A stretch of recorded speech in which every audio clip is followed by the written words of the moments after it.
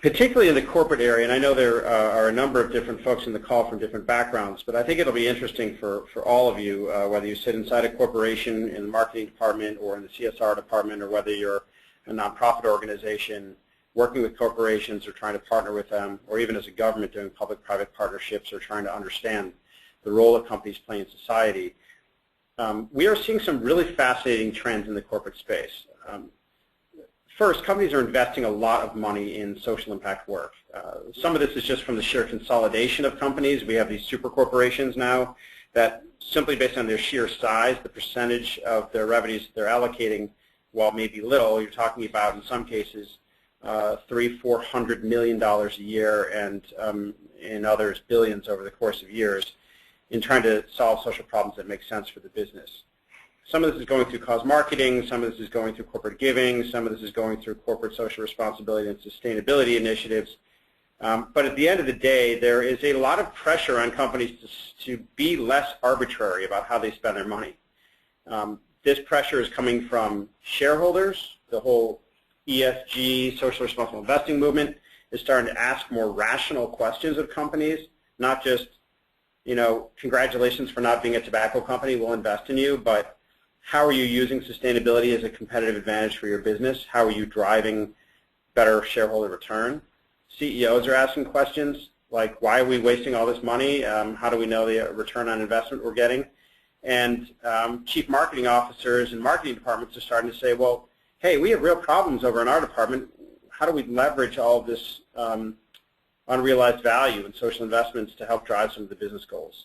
So we are hearing more and more often this question of, how do we actually know if our investments in the social sector are really driving business value? When we first started our work with corporations, probably 5 or 6 years ago, the question was more, how do we measure our social impact?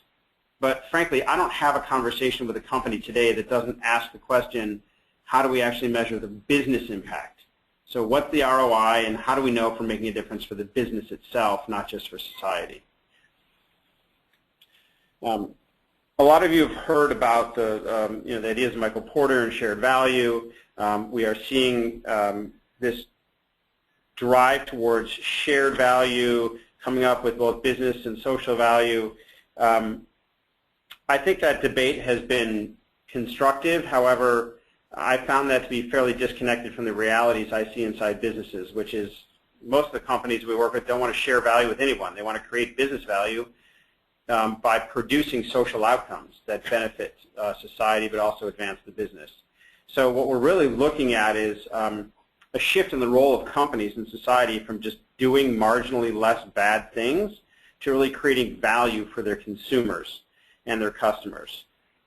That development has been accelerated by a very mature market in the U.S. where most products and services are pretty much at parity. Other than price, quality, and convenience, there's not that much to differentiate products. You have, on every corner you have a Burger King or a Wendy's or a Panera or a McDonald's or a Starbucks. There's not that much differentiating these things. Moreover, for a lot of these companies, you can't be open more than 24 hours. You can't drop your prices below $1. You can't be known by more than people that already know your name. So the only differentiator you can make is through an emotional connection to your customers. And so I think Phil Kotler in his book Marketing 3.0 put it quite well, that there is the next big thing in marketing is purpose. It's not just about product features or differentiation or value anymore. It's now about purpose. How do we know that our products or services are making a positive impact on the lives of the people that are using them?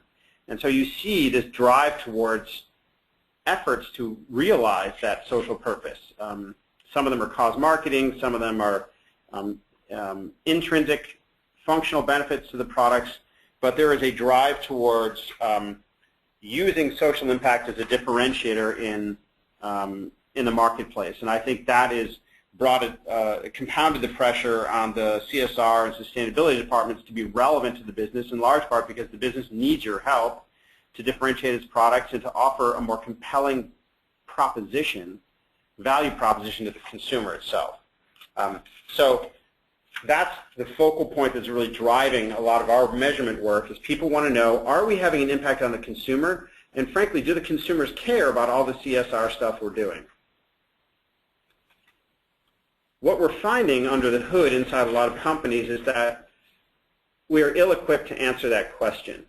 We have a lot of reputation surveys that say, do consumers think that we're a good company or we're socially responsible? That doesn't really tell us whether they're going to buy anymore.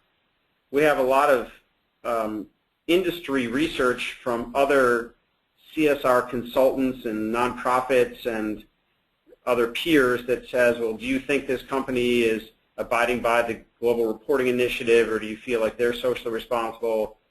It really has no relationship to any business performance or any consumer behavior. So a lot of our measures are very tangential.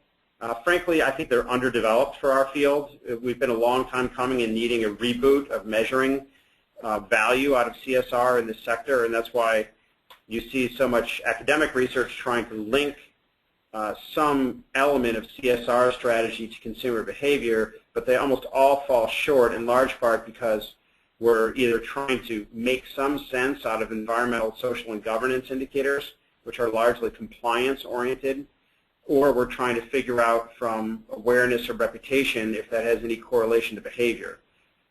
I think the greatest contribution that we're trying to make as a firm is to develop a new generation of metrics that are specifically engineered to link the social value proposition, the benefits coming out of the CSR strategy to the consumer with the customer's behavior itself, to see, are we moving the needle on customer behavior? Do customers even care about the work we're doing?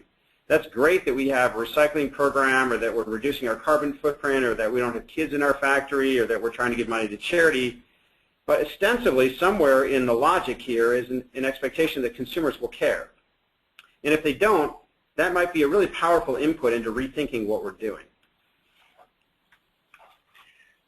So in the course of our work with a lot of major brands, we started to realize that we need to develop a new metric, a different way to go beyond simply measuring reputation, but to measure the link between the social impact of our CSR and sustainability strategies and the translation of that work into valuable benefits to our consumers.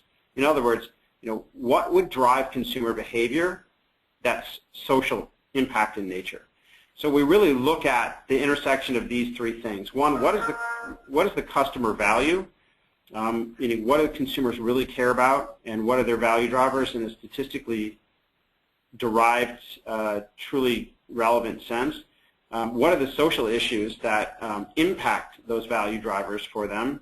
And finally, what's our core business strength or core competency in terms of being able to deliver that? So I really want to introduce this concept of a social value proposition. Inherent in the name is a link between the social stuff we're doing and the value to the consumers and to the market. This could also be the value to employees or to B2B customers, but it's the value to some stakeholder that you're trying to influence.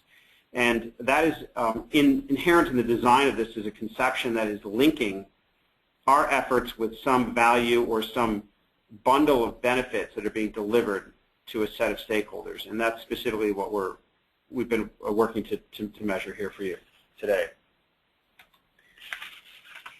Any company can really have a social value proposition. There's a lot of different examples. You think about Tom's shoes. Why are people buying those shoes? They're not the cheapest. They're not necessarily the highest quality. It's not like you can buy them on every street corner. So price, quality, and convenience are not a factor. There is some X factor, some other value proposition that is driving customers to want to be able to purchase those shoes. It's not just an emotional benefit. For Tom's, it's an identity benefit. I want to be seen as eco-chic. I want to be seen as wearing something cool. That's also, according to the research, the reason why people are buying the Prius. It's not that necessarily they're getting gas mileage. It's that you're being identified with a certain socially conscious class of people. There are a variety of different examples of why people are making certain choices, either employees or consumers.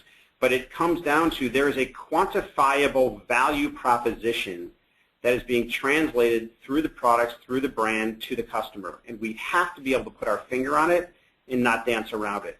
And so that's really what we're zeroing in on, and there really isn't a company that doesn't have a social value proposition to play out with. We even work with a pharmaceutical company to find their social value proposition to doctors who are their customers. It works with B2B companies, and it works directly with consumer brands. But what we need to isolate first is how can we deliver a benefit to consumers, and what benefits do they value the most?